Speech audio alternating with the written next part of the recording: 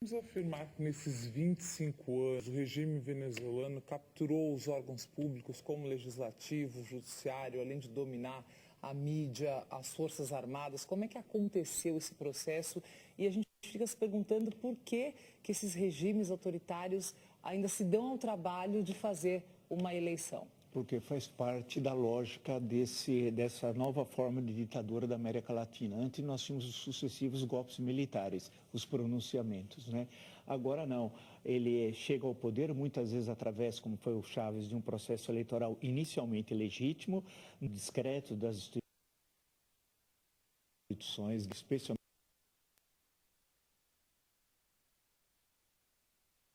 a partir do segundo governo Andrés Pérez, né? A partir dali, questões de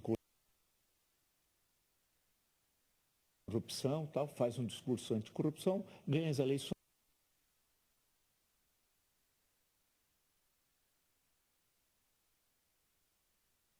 e aí de dentro do Estado construí-lo.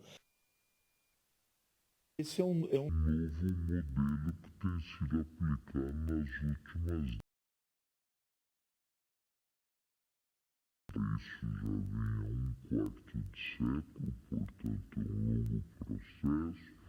A partir do Maduro de 2013, e nada indica que isso a curto prazo, nada indica, não é que não possa ocorrer, esse regime vai ruir. Evidentemente que ele precisa de eleições dessa autolegitimação, que é forçada. É bom lembrar que teve eleições anteriores que a oposição não concorreu. Foi um erro. Concorrendo, claro que ia perder. Estava evidente, e até a maioria absoluta, precisava ter 51%, isso já sabia antes. Como você chegou a esse resultado se você não tem as atas que comprovam o número de votantes com o número de votos na urna e a totalização final? É impossível, houve uma grande fraude. O Conselho Nacional Eleitoral é dominado pelo governo, vai fazer tudo legítimo, assim como o órgão superior, até da Suprema Corte de lá. Então, criou-se um impasse. Esse impasse vai ser resolvido não pelo resultado eleitoral, que foi uma farsa, venceu a oposição, mas por buscar um diálogo entre o governo e a oposição. Daí a importância da nota da Colômbia, do Brasil e do México, e não adianta romper relações diplomáticas, vir mais sanções econômicas, porque o que vai recair é sobre o povo. Maduro vai intensificar a ditadura, logo vai prender, depois dessa manifestação, é muito provável, a Maria Corina Machado, que é a principal líder oposicionista, foi proibida de ser candidata e a tensão vai aumentar mais. Então é necessário buscar um acordo e o Brasil, nesse sentido, está indo muito bem. O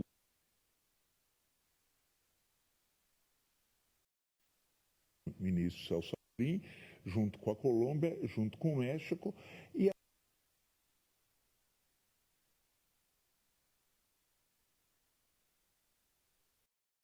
uma saída para o Maduro, porque ditadura, ele vai sair para algum lugar, sobra pouco lugar para ele ir. Provavelmente sobra Cuba, que está ali pertinho, meia hora ele chega, leva os mais próximos do regime, né, para ter um governo de transição, uma nova eleição, uma Constituição, porque eles alteraram toda a Constituição, vale lembrar, né, e tem de buscar alguma solução negociada. Esse negócio de romper relações e buscar ações de provocação à ditadura, é bonito falar, quando você está fora. Agora é péssimo para o povo venezuelano, né? Bom, Déia, a decisão de Lula sobre o que fazer em relação ao pleito pode ser o maior desafio da política externa do seu governo? E Claro. Bolívia, obviamente,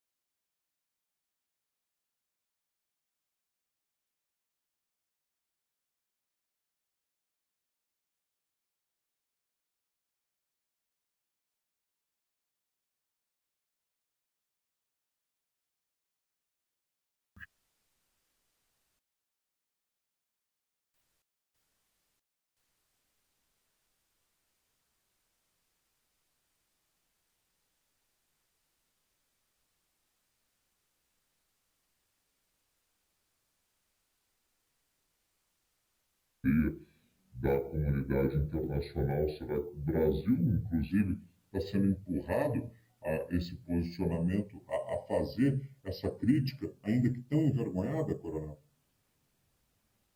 Infelizmente não, viu, Vitor? Você fez descrição de algo que seria razoável, mas eu ouso afirmar que você, infelizmente, está errado.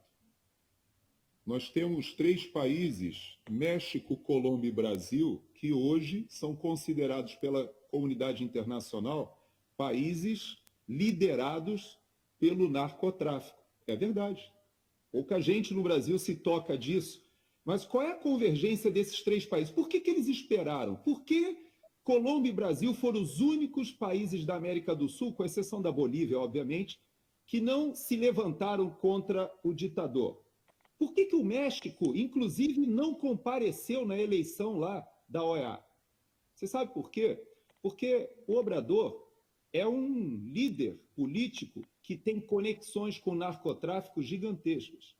E sabe por que o Gustavo Petro também não pôde se posicionar? Porque ele também tem conexões com o narcotráfico, inclusive que são conexões hoje conflitantes até com os interesses da Venezuela, mas também está debaixo de um cartel de drogas. E o Brasil? O Brasil hoje, infelizmente, não é uma questão só, viu, Serrão, da extrema esquerda. O que nós temos é uma organização criminosa. É muito além do que a questão ideológica pode nos trazer. Então, vou dizer para vocês, eu assisti à cerimônia ali da votação da OEA. Sabe o que aconteceu? A representante do Brasil pediu a palavra e pediu que a votação acontecesse o mais rápido possível, que já tinha esgotado e que tinha que votar rápido. E eu fiquei ali, por que o Brasil está insistindo nessa votação tão rápida? Eu descobri minutos depois.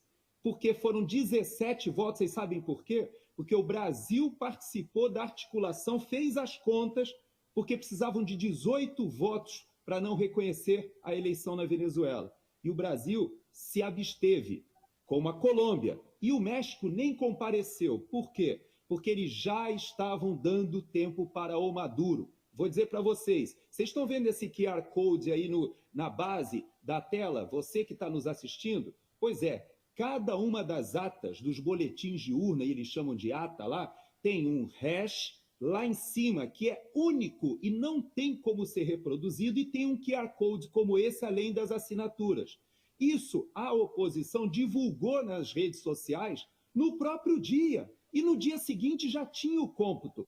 Agora, Maduro não apresentou. Sabe o que todo mundo espera que aconteça, inclusive o Lula, que disse que é só uma questão de disputa, agora ele vai dizer que as da oposição Não são as verdadeiras.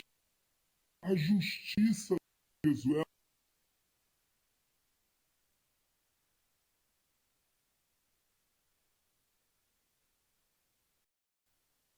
decidir.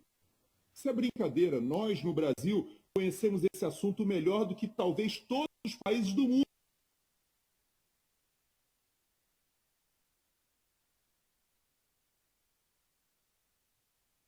Você tem um processo para o qual não existe alguém isento para julgar. Ou seja, em que a própria justiça faz parte. E é isso que está acontecendo hoje na Venezuela. Olha só, me dei o trabalho de pegar aquele link que a Maria Corina Machado divulgou, peguei o número de eleitor que eu pedi lá da Venezuela e eu li ali o boletim de urna, a ata, como eles chamam. Não tem como forjar. Sabe o que eles vão fazer? O que o Maduro prometeu. Olha a frase que o Maduro teve a capacidade, a cara de pau de falar hoje. Ele apresentou um documento formalmente aos juízes e disse o seguinte: eu, assim que for solicitado, apresentarei todas as atas, meu amigo, verdadeiras, dizendo que as atas que a oposição publicou são falsas. E ele cria um imbróglio e diz que agora vai ser feita uma investigação. Está ganhando tempo, vai forjar outras atas, e aí, segundo Lula, ele vai simplesmente cair no imbróglio normal de qualquer democracia. Não vai funcionar. Maduro, você sabe que isso não vai funcionar. Mas Brasil, Colômbia e México estão dando respaldo. E daqui a pouco, se a gente falar sobre as declarações do ministro do Supremo, presidente do nosso Supremo Tribunal Federal, falando sobre corrupção, etc., eu volto a esse assunto, porque eu digo que nós do Brasil na Lava Jato, nós sabemos por que o Brasil se omitiu de ajudar o povo venezuelano, porque este governo está até o talo envolvido com uma série de irregularidades, falcatruas e roubos e corrupção que nos vem desde a Lava Jato, e nós, brasileiros, sabemos a razão por que o PT reconheceu essa eleição lá na Venezuela. Não foi por ideologia, é uma organização criminosa, são cúmplices.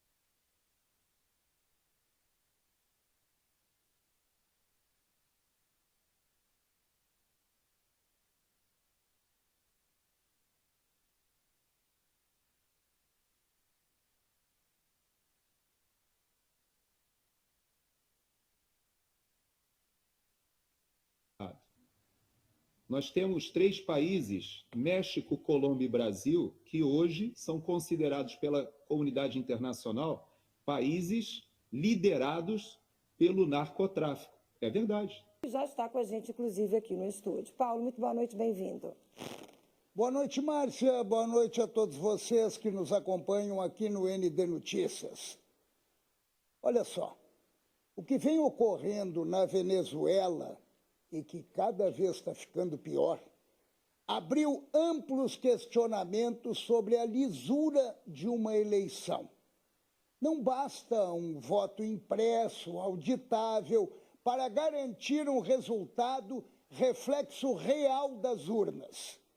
Embora seja importante no contexto da transparência, que por aqui é amplamente combatido. Na Venezuela, a votação também é realizada em urna eletrônica, mas com a impressão do voto de cada eleitor. O processo é, em parte, semelhante ao nosso, sendo que depois do voto digitado na urna, ele é impresso em papel, permitindo que o eleitor confirme suas escolhas antes de depositar em uma urna física lacrada. Mas as más intenções planejadas surgem bem antes da votação. Começam durante a campanha. E foi visível na Venezuela chavista, como em outros países, com as instituições contaminadas em conluio com o poder central. Na Venezuela, oposicionistas foram presos ou inabilitados para disputarem qualquer cargo eletivo, além de impedir o registro de eleitores. Só para vocês terem uma ideia, 5 milhões de venezuelanos que deixaram o país, na verdade foram 8 milhões, mas 5 milhões possuem idade para votar, mas apenas 70 mil conseguiram se cadastrar. São manobras tentando sufocar a oposição. A intenção maligna de manipulação e alteração já estava escrita. A crise que está se estabelecendo na Venezuela da fraude, lamentavelmente minimizada pelo governo brasileiro, enquanto o Peru, para citar um exemplo, reconhece a vitória da oposição. Reforça, isso sim, um cenário que vem crescendo e anunciando consequências devastadoras. Não sobra caminho para contestar porque as instituições estão aparelhadas. aparelhadas e sintonizadas com o governo espúrio. O povo que está gritando não é terrorista, como costumam dizer esses senhores. É vítima de um regime golpista e ditatorial. A garantia do voto impresso, que virou uma espécie de crime no Brasil, não dá para falar, voltará à cena certamente via Congresso depois das eleições municipais. Mas, além de ser defendido para uma maior transparência, é importante observar que a democracia está, sim, em risco. Está, mas devido às instituições estarem apodrecidas, fortalecendo e garantindo espaço para políticos e repressores de má índole. Não é só na Venezuela, mas se trata de uma espécie de sarcasmo dizer que o caminho da oposição para contestar é a justiça. Que justiça?